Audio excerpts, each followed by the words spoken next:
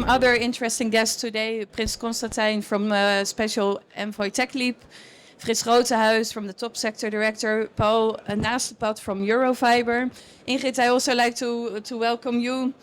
Because come there. She's the CEO of QBird, really interesting company that I would also look out for. And I want to give the microphone to Constantijn because you will be guiding a little bit of the conversation between the different companies and with Micky together. Okay, thank you very much. So you just heard what the minister said. Maybe a brief reflection from my left, Frits. I only can fully agree with the statement of the minister, and that's also why we as a top sector ICT support the Dutch Pavilion at the Mobile World Congress, because this represents a really important platform where ICT like-minded people meet and get inspired and develop new ideas and ambitions on future products and applications. But what do we need in the Netherlands? We got really good IT infrastructure already. We have our transatlantic cables coming in. We have data centers. We're known. We have 5G nearly ubiquitous. What don't we have yet? And where would you want to see a big acceleration? Maybe you can respond to that. Yeah, thanks. You just said, Mr. Minister, that the investments are very necessary, and that's completely true. I mean, from Eurofiber, we invest a lot of money in digital infra, but what is sometimes difficult, and that's maybe what is needed to get even further ahead, is also at local levels, a lot of cooperation.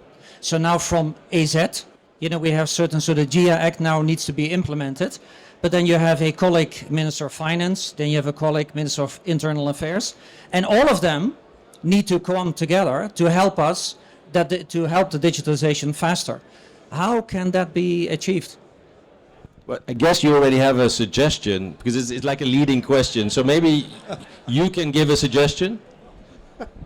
Then the minister. It is indeed a little bit a leading question, but to be honest, we have several ways of working together in the industry. And we've been trying for 3 years, for instance, to get the leges, to get that on par, to get the rulings in all the different provinces and in all the different cities on par. The differences are still huge. So in one city it is very easy, in other cities it's very difficult to do exactly the same work, which we need to do for digitization. So harmonization would help a lot. But after 3 years of intense discussions with many people, it seems to be still hard to get there. Well, I think that's a very clear request you are making. And I think that we have a very dominant role in trying to get things come together.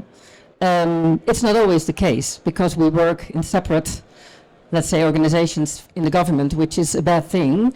But with regard to digitalization, you see that more people are becoming aware how important it is that we work together here. So we can try to speed that up. And I think that you can also have a role in that because of meetings like this. And I understand that this meeting has grown the last years. So if you are with many organizations, you can make a fist and try to connect with the government and see how we can work together. Because for the Netherlands, working together with knowledge institutions, companies and the government together, that's always our success factor. Yeah, so maybe you can say something about how it is as a startup to be active in this domain, which is largely dominated by old kind of deep tech companies, and because also this World Global Mobile Congress was a real telecoms marketplace, and with heavy kind of old-fashioned things, and it's modernizing very rapidly towards digital. And you are actually in the next generation of computing in quantum. So how do you see this space for you as an attractive market? And maybe you can elaborate a bit on how you're collaborating with Eurofiber. Thank you. Yes, so I'm Ingrid, Romijn. I'm co-founder and CEO of QBird. And QBird makes quantum network equipment. So we're really in the deep tech, building quantum technology. And what we make is networking equipment to connect future quantum computers. But we can already now provide a secure connection between different places in the Netherlands. And this is actually where our connection with Eurofiber also comes in. Because even though it's quantum technology and we're using qubits, like the smallest particles, particles of light to transmit information. We do use standard optical fibers, and that is something that telecom organizations like Eurofiber are putting in the ground. So we work together and we can use the standard infrastructure data centers to connect with our systems and provide quantum communication links, for instance. So what would you need to make the Netherlands a leading place for a quantum network development? There's several things. One that is on top of my mind, because we started 2 years ago with 3 founders. We've now grown to a team of 16 people. And out of these 16, there's 7 Dutch and there's 6 from outside of Europe. And it has been really, really hard to get these engineers and these people in. So I really would like to ask, is there something that governments maybe can do to help us attract talent and these high-level engineers that we need to build these systems? Well, I think that the war on talent is one of our biggest issues at this moment, but also for the coming decade. And it's because we are getting older and there are not enough young people to do the work. And we really have a problem with technical and digital vacancies. So I think at the moment we have 130,000 vacancies or something like that, which is very hard to fill them in. What we've done is we work together with several departments to make an action plan for the digital and technical jobs.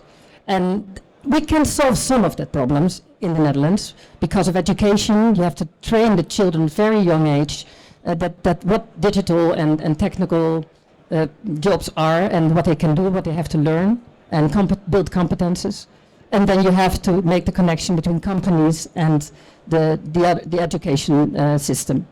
So that's one of the things we can do. But on the other hand, I still think, but that's a little bit political sensitive subject, that we need people from abroad. But we have to do it in a way that we have some grip, that it's controlled. So I'm trying to work hard on that point, yes. Yes, and the minister is also working very hard on share option rulings with the Ministry of Finance to make it much more attractive to reward people with shared options. So that's really a big program. Is there something in telco regulation, especially at European level, that we should be doing to create more competition in Europe in terms of telecommunications? What's higher on your wish list? No, it's the wish list. So. No? Infrastructure side? I must say, the competition that we have in the Netherlands is absolutely intense. I mean, we have come so far in the Netherlands on where we are in telecoms because of the competition that we have. All the big investment companies are in the Netherlands in telecoms. All the international players are here. So I think you are doing very well, relatively speaking, in a global sense. If you ask a question, what can we do better? That was one of the examples that I just had. But please come on. I would like to give one comment because we do believe that competition is the way to go. But the ideas in Europe are not all the same because there is a little bit of a sense of protectionism, that the idea is that we have to protect the big telecom companies. So it's good to hear from you that you work with it, that we should proceed and find some like-minded countries to fight for this competition. Any other questions? You had your question, so we maybe didn't get your answer, but that's a whole different story. Hi, good afternoon. I'm Robert Hughes from Aircision. We are a startup based in Eindhoven. We've been around for a few years. You can tell I'm not a native Dutch guy. Why am I in the Netherlands? You've got a photonics ecosystem is one of the best in the world. But on the basis of that, yes, you have a startup and you spin out and it's great. The challenge you actually have, and is what we face, is the tax incentives and also the funding from that startup phase to the scale-up phase. That particular period is what I call the valley of death. And that is a very, very vulnerable position. If you really want to support startups, I think actually spend more time on incentives, and what kind of incentives? Tax breaks. Let's not go taxing, what I call the founders who have got a stake in that. At the moment, the way the Dutch system is set up is that if you own shares, you're taxed on it, but you can't realize the value of it. You need a mechanism that stimulates that. Thank you. Thank you. I totally agree with what you say, because we see it that we have, I think, from the startups, we have a good environment for startups. So we have, but they do not grow enough to the scale-up phase. So it's, I think, 22% or something like that. And in Germany, it's almost 40, it's like 37. And in Americas, in the United States, it's 60. So we do have a challenge there. And it's because we have not enough capital, not enough, we're a little bit risk averse. So that's a thing we have to change. And we're working on that. But the other thing is what you mentioned is the tax compensation. Constantijn also mentioned that we have a proposal to have the employers give them more benefits and to attract young people more easily. But I also think that we have some regulation which we have to protect, like the innovatiebooks and the BBSO, I say it in Dutch, you know what I mean. Because it's so very essential for our developments that we have some, innovation sponsored or make it more easy. Thank you. I think we are at the end of the program, so I'm very sorry that you are all incentivized to ask very intelligent questions, but you cannot ask them now. So you maybe ask them to your neighbor, and they might have an answer to your question. But I would like to thank you, Anke, for organizing all this, and thank you, Minister, for being here and being willing to answer all these questions, and of course for this distinguished panel to be with us today and share their thoughts. I think a warm applause for everybody.